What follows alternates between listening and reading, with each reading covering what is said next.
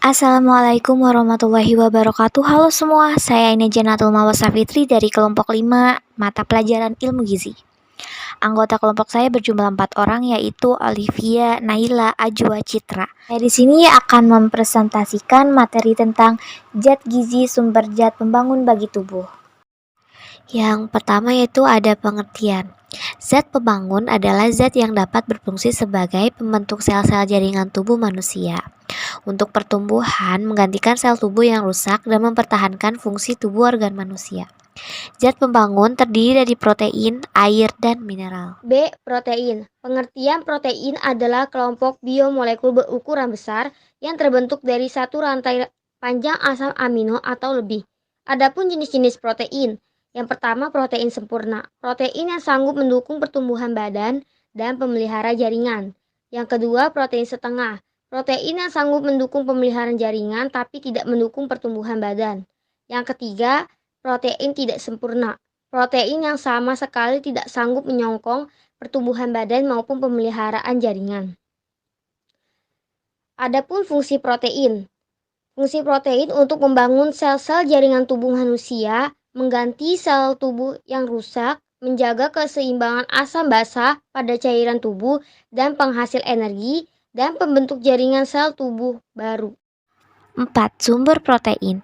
Sumber protein terbagi menjadi dua, yaitu protein hewani dan protein nabati. Protein hewani adalah protein yang berasal dari hewan meliputi daging sapi, ayam, telur, dan susu. Protein nabati adalah protein yang berasal dari tumbuhan atau kacang-kacangan seperti edamame, tempe, tahu, bayam, brokoli, dan almond. 5. Efek kekurangan dan kelebihan protein. Kebutuhan protein bagi seorang dewasa adalah 1 gram untuk setiap 1 kg berat badannya setiap hari. Untuk anak-anak yang sedang tumbuh diperlukan protein dalam jumlah yang lebih banyak, yaitu 3 gram untuk setiap kilogram berat badan. Perbedaan ini disebabkan karena pada anak-anak protein lebih banyak dibutuhkan untuk pertumbuhan dan perkembangan. Sedangkan pada orang dewasa, fungsi protein hanya untuk mempertahankan jaringan tubuh dan mengganti sel-sel yang telah rusak.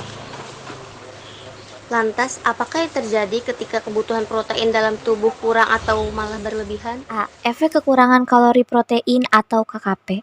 Penyakit KKP biasanya menyerang anak yang sedang tumbuh pesat atau balita, terutama berusia 2-4 tahun.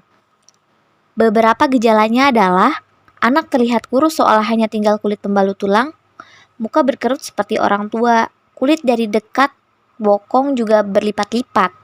Anak tergeletak pasif, apatis tanpa respon terhadap keadaan sekitar, dan bila disentuh tidak terasa jaringan lemak subkutan di antara lipatan kulitnya. B. Efek kelebihan protein.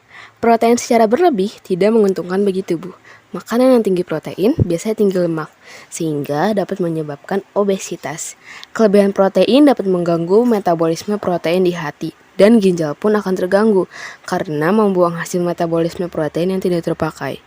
Kadar protein yang terlalu tinggi menyebabkan kalsium keluar dari tubuh yang mengakibatkan osteoporosis. Kelebihan protein meningkatkan keasaman tubuh, khususnya keasaman darah dan jaringan. Kondisi ini disebut asidosis yang ditandai dengan gangguan pencernaan, yaitu kembung, mah, dan sembelit. C. Air dan mineral.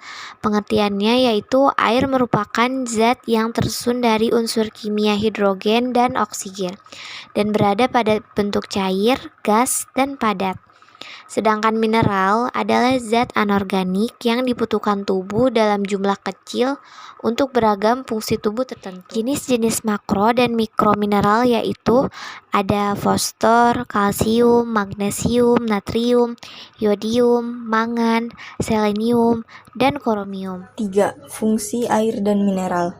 A. Air sebagai pelarut zat gizi, membawa oksigen ke seluruh jaringan tubuh, melembabkan mukosa, menenangkan saraf, mencegah konstipasi, membuang sisa metabolisme, menjaga fungsi organ dan jaringan tubuh. B. Mineral untuk menjaga keseimbangan asam basa tubuh, mengatur pH darah dan cairan tubuh lainnya, serta menunjang pertumbuhan dan perkembangan fungsi tubuh dengan optimal. Yang terakhir yaitu ada efek dari kekurangan air dan mineral. Bisa menyebabkan dehidrasi dan mengganggu sistem pencernaan penyerapan zat gizi untuk jangka panjang, membuat kulit menjadi kusam, badan lesu, menurunnya daya tahan tubuh, hingga gangguan fungsi otot. Sekian presentasi dari kami, selamat siang dan sampai jumpa. Wassalamualaikum warahmatullahi wabarakatuh.